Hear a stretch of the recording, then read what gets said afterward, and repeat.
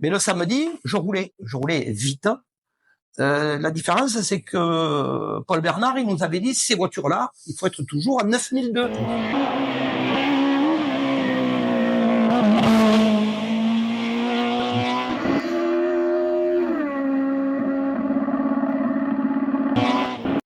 Ouais, pas de problème. 9002, moi, je vais les prendre, moi.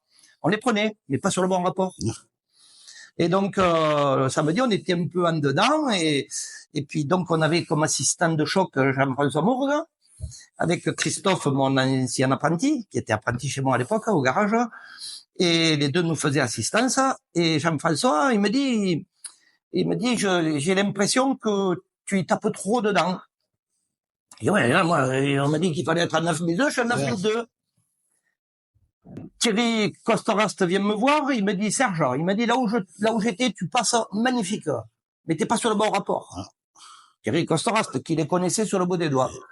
Gérard Marcon, qui vient et qui me dit, Serge, il m'a dit, vraiment, chapeau, mais il m'a dit, t'es pas sur le bon rapport. Et donc, je dis à Jean-François, je dis, qu'est-ce que tu en penses? J'ai dit, là, à quel endroit tu passes comment? Il m'a dit, je passe en 4. J'ai dit, moi, je passe en 3. Ah bon? J'ai dit, le carrefour en haut de Bissec, là, avant de prendre vers la Régalderie, j'ai dit, le gauche, là, tu le prends en combien? J'ai dit, moi, je suis là-dedans, je suis en 5, ça fait vite, hein, 9002. Ah non! Jean-François, il me dit, non, c'est en 6, en 9002.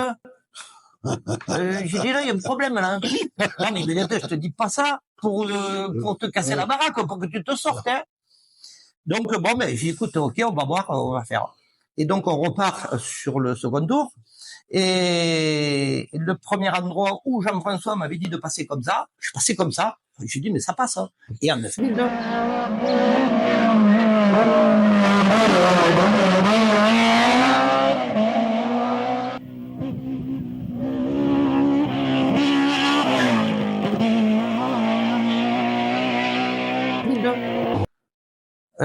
Bon, là, sur le principe, on est bien dans le coup. Et quand on est arrivé en haut, dans le col, ça fait une droite un peu long. Et puis là, on était en 5e, 6e, et on est rentré dans le petit chemin en 6e, en 9002. Et là, je me suis dit, waouh, c'est un truc dans notre monde. Voilà. Donc, après, il y a un petit enchaînement, une bosse, qui c'est assez sympathique et tout. Puis au fond, il y a un gauche un peu à l'équerre. Donc, ouais, j'ai dit là, jamais de la vie on tournera. Et puis là, à ce moment-là, j'ai mis le pied sur le frein et j'ai appuyé. J'ai tombé mes rapports et j'ai dit, on est passé. On a pris le virage et là, ça y est, ça a été fini. J'avais compris le truc. Et à partir de là, on a fait des bons résultats. Certes, il y avait Delage qui était devant, c'était normal. Mais après, bon, on finit 7e ex aequo avec Morin qui sortait championne de France avec son escorte Groupen.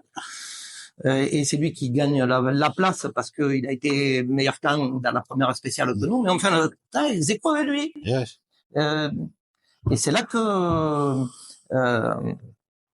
Champeau, le père Champeau, c'était, je me rappelle plus son nom, Marc c'était le fils, et le père, je me rappelle plus, Champeau.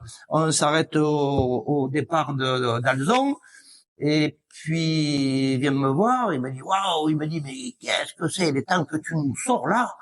Ouais, mais j'ai dit, mais c'est la voiture qui fait les temps, hein, c'est pas moi j'ai la connaissance du terrain, certes, mais c'est la voiture. Il m'a dit, retourne-toi, regarde-moi ce que j'ai. Et il dit, c'est quoi? Il m'a dit, ça, c'est une escorte ex-usine. 4 roues motrices. Et il m'a dit, t'as vu tout ce que tu nous mets? Ah, j'ai dit, écoute, il m'a dit, si c'était la voiture, il m'a dit, on serait devant toi. Comme quoi, il n'y a pas que la voiture. Mais il m'a dit, avec les temps que tu fais là, il m'a dit, chapeau. Voilà. Ça, c'est une anecdote qui est restée gravée dans mes souvenirs et que bon, on en a même pleuré avec Gilles puisque c'est lui qui me trouvait tous les fonds pour pouvoir courir et tout. Et c'est une voiture qu'on n'aurait pas jamais pu rouler. C'était la dernière année du championnat, quoi. Mais après rouler dans une voiture de top niveau pour arriver à faire des résultats à la hauteur de ce qu'on pilotait. Il y avait quand même une très grande marge. Tout à fait. Récupérer 1500 balles à droite, à gauche pour aller courir avec la Manta ou après avec mais la Compact J, il n'est pas monté dedans, mais avec c'était la Manta à l'époque. Et Et donc, pour nous, c'était facile d'aller courir. On pouvait rouler. On pouvait pas trop s'expatrier parce que ça coûtait trop cher après. Après, un jour, on m'a dit, oui, mais toi, tu es bon que dans ta ligue. On est allé au National du Var. On finit 2. Ouais, avec bon. la Manta, derrière une Ascona 400. Bon, c'était pas mal. Et un gars de là-bas. Et un gars qui roule. Donc, on finit 2 derrière lui. Donc, on n'a pas de honte. On fait le National Île de Beauté en Corse, en doublure du championnat du monde, mais c'est l'année où il n'y avait pas les WRC, c'était que les kit cars. On fait le National, on finit 4e, mais avec des soucis sur la voiture qui nous ont fait perdre beaucoup de place. On finit 4 sur on était 130 engagés, je crois, un truc comme ça. Et c'était que des Corses. Il y avait quelques continentaux qui étaient venus, mais très peu. Et donc, les routes, on connaissait pas plus que ça. Puis, quand tu pars reconnaître une spéciale à 50 bornes d'entrée, tu trouves le temps long. Donc, on se connaissait pas le terrain, on s'est fié aux notes à 100%. Et on finit quand même 4e. Donc, voilà, c'est pour dire les petites anecdotes. On est allé faire des finales où on s'est retrouvé avec les meilleurs pilotes, où on a pu se battre à l'époque dans le groupe F, puisque à l'époque c'était le groupe F, c'était pas le F2000.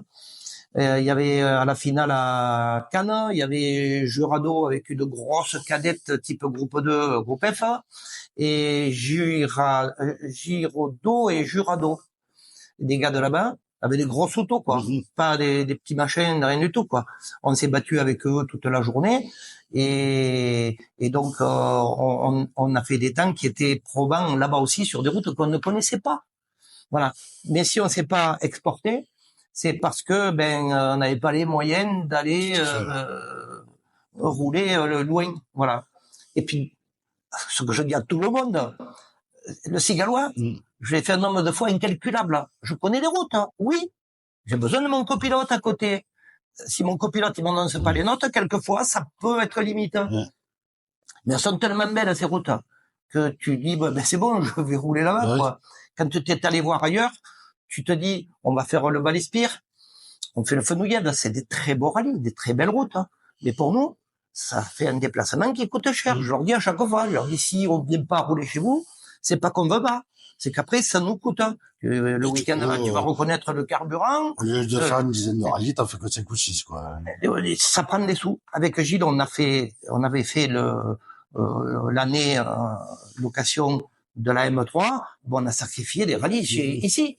Parce qu'on pouvait mettre un budget pour faire les rallyes plus la location de la M3. Quand on est allé en Corse, en National Île de Beauté, c'est un souvenir inoubliable aussi. On a sacrifié des rallyes ici. Donc, voilà, ça fait que sur le principe, on est resté dans notre ligue. Et pourtant, on a des rallyes dans le Vaucluse qui sont pas mal. C'est pas loin, ça coûte pas très cher.